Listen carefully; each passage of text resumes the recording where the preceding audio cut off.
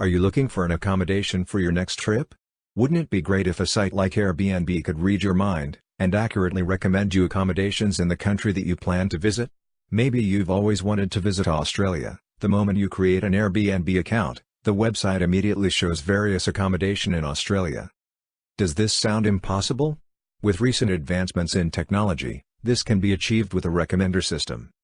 A good recommender system takes note of a user's data and provides him with suggestions that he will be more likely to follow up on. With so many competitors in the industry, and increasing number of options for a customer to choose from, providing a personalized user experience could help Airbnb to retain its user base and emerge victorious.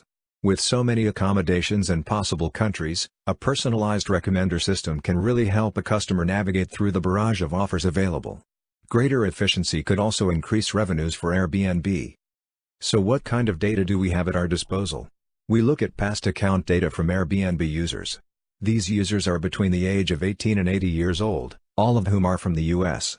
This data included information such as their gender, the date of account creation, the type of internet browser they used to access the website, and the country where a user made a booking in.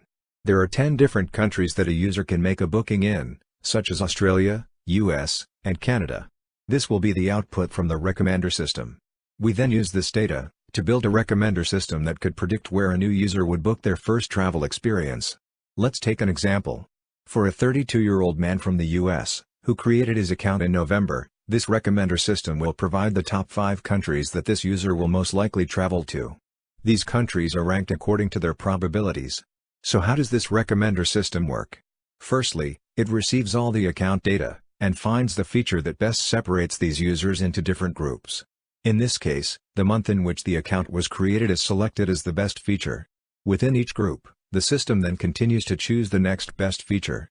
For each step, the system chooses the feature that minimizes the number of misclassifications. Eventually, this system will be able to generate the probabilities for the 10 different countries for each user. We then select the top 5 most probable destination countries according to the probabilities. In this case, Australia would be the most probable destination. Although it is useful to be able to predict the country a user would travel to, it would also be beneficial for Airbnb to identify users who are less inclined to make a booking.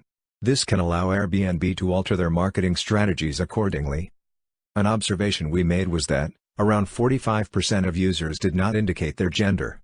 This could be due to gender being an optional field for Airbnb users. These users who did not indicate their gender were less likely to make a booking on Airbnb.